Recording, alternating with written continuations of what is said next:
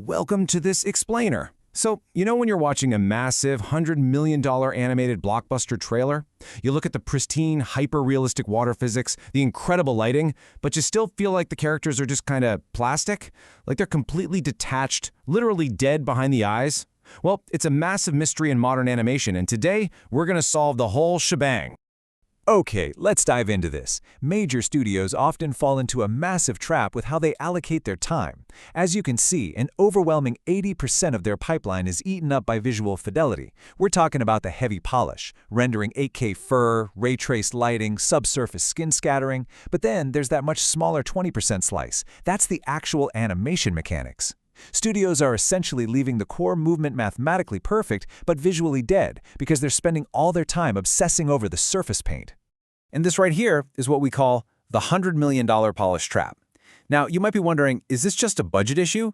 No way. Major studios have all the computing power and render budget in the world. The trap is about over-polishing the completely wrong phase of production. To understand how to escape this, we have to look at the technical pipeline behind a 3D character named Ava Thompson.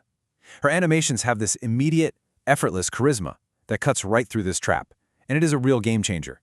So that brings us to Pillar 1, the clean graph illusion. Now, what's really interesting about this slide is how it looks under the hood at the animation graph editor. In a standard big studio environment, technical directors are absolutely obsessed with perfectly smooth motion curves. They want clean, symmetrical Bezier curves with perfect ease-ins and ease-outs. If the graph looks smooth, the animation gets approved. But Ava Thompson's pipeline? It is intentionally messy. It's full of staggered keys, micro jitters, and overlapping offsets. They intentionally break the graph to serve the actual performance, rather than just keeping the software happy.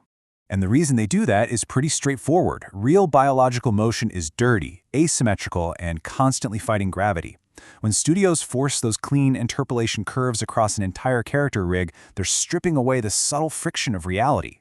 Nature simply isn't perfectly symmetrical, right? Forcing it to be clean is exactly what makes the character feel like a plastic robot. All right, let's move on to the second fix. Pillar 2, the Micro-Interruption Principle. Think about it. When a character is just standing still, listening to someone talk, how do studios usually handle it?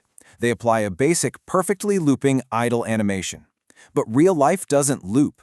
Micro-interruptions are these tiny offset physics that constantly break those continuous loops to simulate actual human balance and momentum. Instead of a soft breathing loop or a perfectly timed eye blink, this principle acknowledges that we never actually hold completely still. We're continuously balancing against gravity. Let's look at exactly how this applies to Ava Thompson. When she breathes, her shoulders don't move in perfect sync with her chest. They actually drop half a frame after she exhales. Her eyes don't blink in mechanical unison. She has these asymmetrical eyelid twitches. There's even a distinct lag in her goggle displacement. This isn't just a generic breathing loop. These are precise, calculated offset physics that constantly interrupt her stillness. So the crucial point is this. Standard studios approach animation by keyframing static poses and letting the computer smoothly fill in the gaps. But Ava's pipeline, they approach animation by keyframing momentum.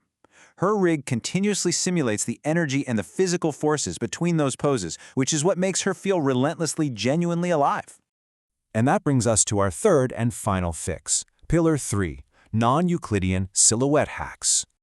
I know that sounds super technical, but it basically revolves around taking traditional 2D camera cheat tactics and using them in a 3D viewport. It means intentionally pushing 3D rig deformations way past real-world physical limits just to force a punchy, unmistakable shape on screen. Traditional 3D locks rigs to strict physical limits, so the digital mesh never breaks. But classic 2D animation has always known that to get truly appealing motion, you kinda have to break the geometry. And this brilliantly illustrates exactly what I mean.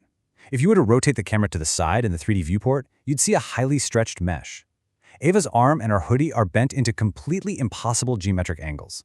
Technically speaking, it's totally incorrect. But in the final render, from the main camera angle, that stretched mesh creates an incredibly dynamic, punchy silhouette that looks mathematically perfect to the eye for those 1 or 2 crucial frames. Actually, scratch that, it's not just perfect, it's essential. It might be incorrect in the 3D viewport, but it is perfect for the human eye. These 2D-inspired cheats absolutely shatter real-world physics inside the software, but they create the immense visual charisma that the audience actually connects with. Because honestly, the viewer doesn't care about the physics of the mesh, they care about the impact of the silhouette. let's move to and see how this builds into our overall conclusion.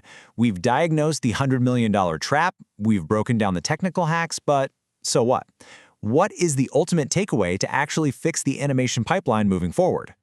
Well, it comes down to these 3 foundational steps we've covered in our masterclass today. Number 1, dirtier curves. Stop prioritizing symmetrical software data over biological reality.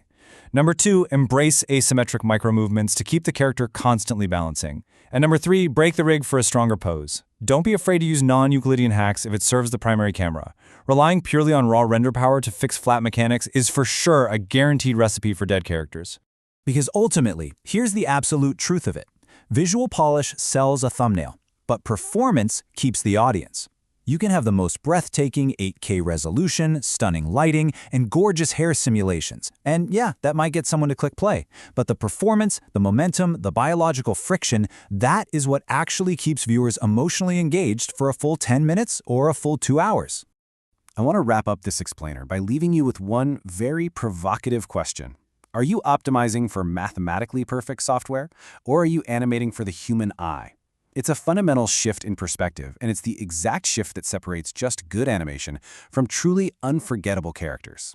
Thank you so much for joining me, and I hope this completely changes how you look at the next animated blockbuster.